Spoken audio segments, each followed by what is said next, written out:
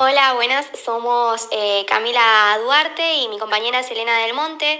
En esta ocasión vamos a estar hablando sobre los temas vistos en clase, los videos relacionados con el texto de Rancière, el maestro ignorante, del capítulo 1, Una aventura intelectual, en el cual trata sobre la experiencia de Joseph Jacotot, que era un lector de literatura francés, que se afronta ante el desafío de enseñar a unos alumnos que no entendían la lengua que él hablaba. Él ignoraba por completo el holandés y tenía que hacer que los alumnos pudieran entender este libro. Él les hizo llegar un libro a los estudiantes por medio de un intérprete, donde el libro era de la lengua francesa, y él les decía que tenían que tratar de escribir lo que ellos entendían, y después les iba a preguntar qué fue lo que ellos habían escrito y que habían entendido en la lengua en la que estaba el libro.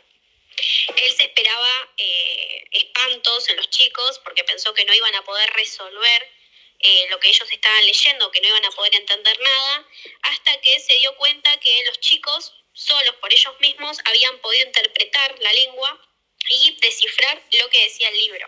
Vamos a empezar con nuestra primera cita que dice: en esta paradoja se topa enseguida con otra.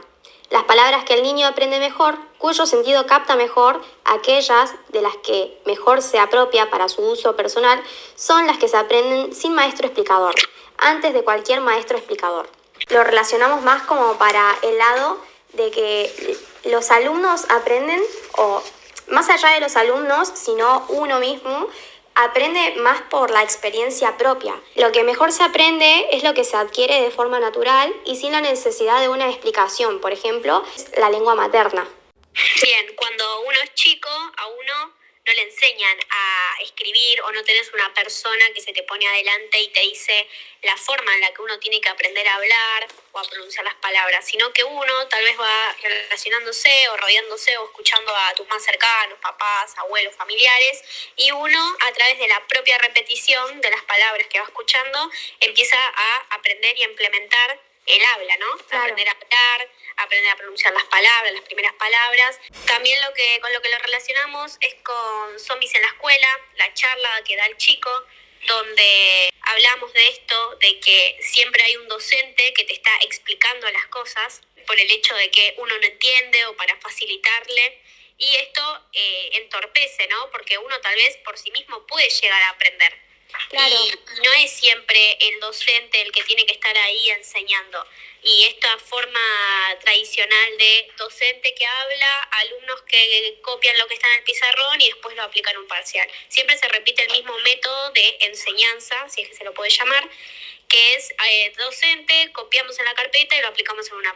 Y tal vez la forma no es esa, puede cambiar. Una de las cosas que destacaba el chico es que la escuela nos acostumbra a que si no lo vimos o no lo aprendemos en la escuela, no lo estamos aprendiendo. Lo que busca la escuela es como mantenernos siempre en ese ciclo de copiar, repetir y pegar. Y también otras cosas de que hablaba es que no hay espacios como para aprender de lo que nos gusta. O sea, porque siempre las formas,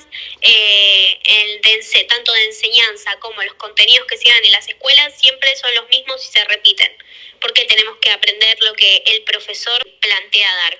Porque siempre son los mismos contenidos y no se pueden enseñar cosas que a los pibes tal vez les gustan más o les llaman la atención. Y no solo eso, sino las formas de enseñanza. Siempre es lo mismo, lo que hablábamos recién. O docente, copio, repito y lo pongo en un parcial. Porque siempre tiene que ser esa la forma y no se puede cambiar para que los pibes les llame más la atención o se enganchen más en una clase. La siguiente cita que elegimos, la que dice: aquel método de la igualdad era antes que nada un método de voluntad. Se podía aprender cuando sí lo quería, solo y sin maestro explicador, mediante la atención del deseo propio o la exigencia de una situación. Esto lo relacioné más que nada por el lado de que uno aprende por la propia voluntad y la necesidad, el deseo, las ganas de querer aprender, o también relacionado con la película de las 7 cajas, de que ante un problema uno busca una solución, un deseo de aprender y poder seguir su camino, ¿no? Con la película Mi amigo Nietzsche, la del nene con el libro, Claro. ya que el nene encuentra un libro y por más que se le presentaron distintos obstáculos como la escuela que le decía que él había cambiado y que no tenía que leer ese libro porque él sabía mucho, o su madre que le decía no leas esto porque te está trayendo conflictos. Sí, más allá de la escuela y de la madre, la familia, también como la experiencia de Jacotot, la lengua, porque era un libro en portugués. Por más que se presenten distintos tipos de obstáculos, uno si tiene las ganas y la voluntad puede seguir para adelante. Y, según el objetivo que tiene. Claro, según el objetivo, sea leer un libro, sea resolver un problema, aunque sí, haya gente lo que va, esto es como que si uno tiene ganas, lo va a hacer, ante todo. Bien, la tercera cita. Se llamará emancipación a la diferencia conocida y mantenida entre estas dos relaciones, al acto de una inteligencia que no obedece más que a sí misma, aun cuando la voluntad obedece a otra voluntad. Esto lo relacionamos con la película El lector. La mujer de la película es una persona analfabeta, no sabe ni leer ni escribir, y toma a un muchacho más joven que sí sabía leer y escribir para que él le lea. Hacen un tipo de intercambio que ella, es lo que yo interpreto de la película, a cambio de que él le lea, le da algo sexual y bueno, y él le lee a la chica. Y lo relacionamos más que nada con esta película porque habla sobre la voluntad y de que ella, para poder aprender a leer, al final de la película, tuvo como esa voluntad, esas ganas de decir, no quiero ser más analfabeta, voy a aprender a leer, y a través de los podcasts que se sintió como motivada y aprendió a leer. Con la necesidad de poder escribir y leer, empezó a ir a la biblioteca, a agarrar libros para poder terminar de leer y escribir, y con eso se fue ayudando para poder terminar de aprender, pero fue por algo de ella misma, o sea, ella tuvo la voluntad para poder aprender. Sí, igual que el chico este de Mi amigo Nietzsche, que él tuvo la voluntad de aprender sobre el libro y sobre lo que decía, y a través de lo que aprendió él después... Sí, pudo terminar de leer el libro. Sí, aparte de terminar de leer el libro, aprendió algo del libro y lo llevó hacia la escuela. Que esto después, cuando él empezó a revolucionar todo, lo quisieron callar también en la escuela, en su familia, que le sacaban el libro. Esto también se relaciona mucho con el último video que vimos del camino de un maestro. Y bueno, pero esto también es algo que pasa cuando a uno lo ven empoderado o que tiene una inteligencia donde está, se podría decir, superior, porque aprendió, leyó, se informó. Esto es lo que pasa con ciertas instituciones como el de la película Mi amigo Nietzsche. O sea, no querían que él revolucione y haga un cambio con sus compañeros, entonces lo reprimen. Claro. Lo mismo con el documental de Camino de un Maestro, ¿no? Los docentes van a manifestar para defender sus derechos sus ideas, todo, y van y los reprimen. Texto pudimos entender como las diferencias en lo que es un maestro explicador y un maestro emancipador, en el cual un maestro explicador tiene como una clara diferencia jerárquica respecto a lo que es la inteligencia, ¿no? Que cree que el alumno no puede entender sin su explicación y subordina la inteligencia del alumno.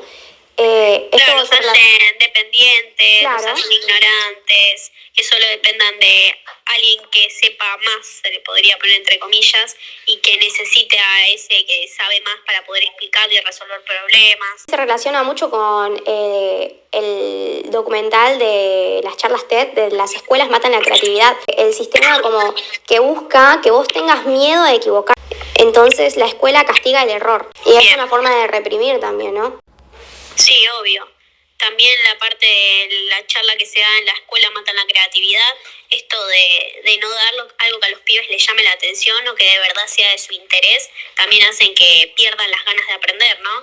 O las formas en las que dan las clases, los contenidos, todo esto hace que los pibes pierdan las ganas de aprender, ya que no se pueden enganchar por la forma en la que se da la clase o el contenido que se suele dar. Las materias que se dan y que se daban y que se dan hasta ahora es que fueron útiles en la revolución industrial, por ejemplo. Claro, como matemática, literatura, aquellas materias que eran útiles para la revolución industrial, para la producción, para el trabajo, y dejaron de lado las materias que motivan a la creatividad, como música, arte, que ayudan a abrir un poco más la mente. Y volviendo con el docente emancipador, que es todo lo contrario a esto, de que no explica, motiva y obliga al alumno a usar su propia inteligencia, la inteligencia del docente no es parte del aprendizaje, sino que establece una relación de voluntad a voluntad y emancipa.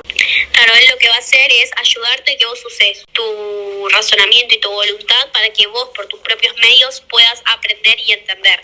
No Claro. el ir, ponerse enfrente tuyo y explicarte algo que vos podés entender por vos mismo, sino darte las herramientas para que vos por tus propios medios puedas tratar de entender. Se relaciona mucho con la charla TED de Programar para Aprender Sin Límites, la del nene que utiliza sus programas, sus juegos, para tener una nueva forma de aprender jugando. Básicamente la conclusión sería de que todos tenemos la misma posibilidad, la misma capacidad de aprender y de que todos tenemos la misma inteligencia. Nada más que va a depender de con quién nos crucemos, ¿no? Quiénes sean nuestros futuros docentes o el de los chicos, y que potencien lo que está en nosotros, en esas ganas de aprender y nos lleven por el camino de aprender por nuestros propios medios, o el profesor que embrutece y te explique todo y te facilite, así que se lo puede llamar facilitar, o que te entorpezca el camino explicándote todo lo que vos no entendés.